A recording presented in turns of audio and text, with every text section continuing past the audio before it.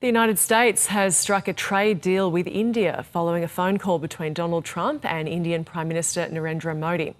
In a social media post, President Trump said the two leaders agreed to reduce a reciprocal US tariff on Indian imports from 25% to 18%, effective immediately. Donald Trump says India had also agreed to stop buying Russian oil and instead boost energy imports from the United States and potentially Venezuela. The US president added that Prime Minister Modi had committed to buying more than $500 billion worth of American energy, technology, agricultural and other products. Well, let's get more on this now. Dr. Raji Rajagopalan, who is a resident senior fellow for security and strategic developments in the Indo-Pacific at the Australian Strategic Policy Institute, joins us now. And thank you for your time. Now, tell us about this deal in a nutshell. Why now? So the deal is yet to be done. It has not been signed, although the US ambassador in India, Ambassador Sergio Gore, has said that the deal is almost done, but it's not been signed. And of course, meanwhile, we have seen President Trump's social media post saying that he's happy to be making this deal with the Indian leader, Prime Minister Modi. So it is almost done, getting Prime Minister and President Trump on the same page. In fact, to say the same, that there's a deal that is almost being done. I think that's practically says that it is done, but it is not done yet in that sense. It is not been signed. Mm-hmm. And 25%, it was a high rate for a tariff. It had been as high as 50% at one point. Why had India been hit so hard?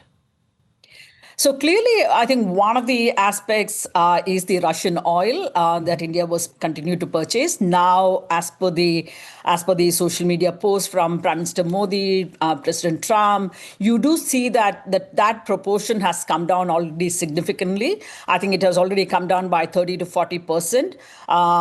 It is expected to be stopped completely. We don't know whether India will come out and say it in as many words that India has completely stopped buying Russian oil, but it has already come down by 30 to 40%.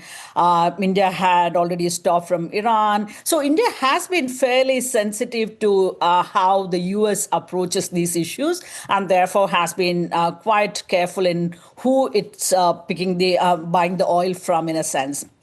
So I think India will continue down that path and continue to reduce the Russian oil component. In fact, indeed, on the other hand, it'll go up in terms of buying more from the US, maybe from Venezuela. And Indian companies have done business in Venezuela in the past. So I think it should be easy to go back and restart that business in a sense, even with Venezuela. And picking up on that, I mean, is the motivation here this push from the US on India agreeing to stop buying Russian oil? Is that about boosting the US oil purchases, or is it about isolating Moscow in the war with Ukraine, or is it a bit of both? I think it's a combination of both, in a sense. One, of course, the US wants India to buy a lot more from the US. And so, in fact, President Trump's post talks about it, saying that India will be buying a lot more from American US energy, technology, agriculture, coal, and many more. So there's a significant, and of course, there could be major defense deals that is being done. India is already picking up a lot of the weapon platforms as well as civilian airplanes from there. So I think that component can also go up. So that's one set of issues.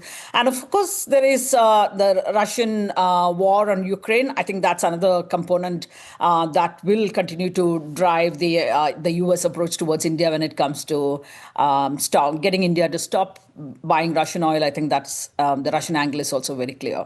Yeah, and of note, India's Prime Minister made no mention of Russian oil in his statement. What do you think this says about the relationship between Narendra Modi and Putin?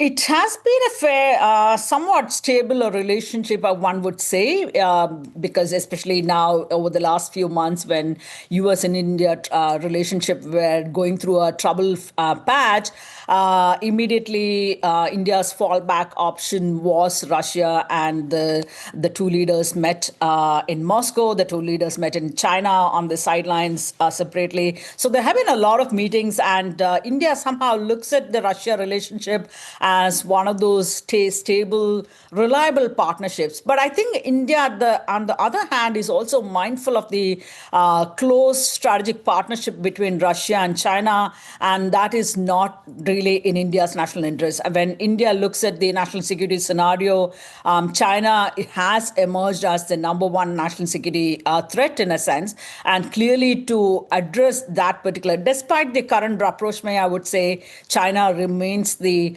long-term, systematic, structural threat for India. And I think, therefore, India is mindful of who are those partners, which are those countries who are going to be on India's side, that India should be working with in managing that particular China threat.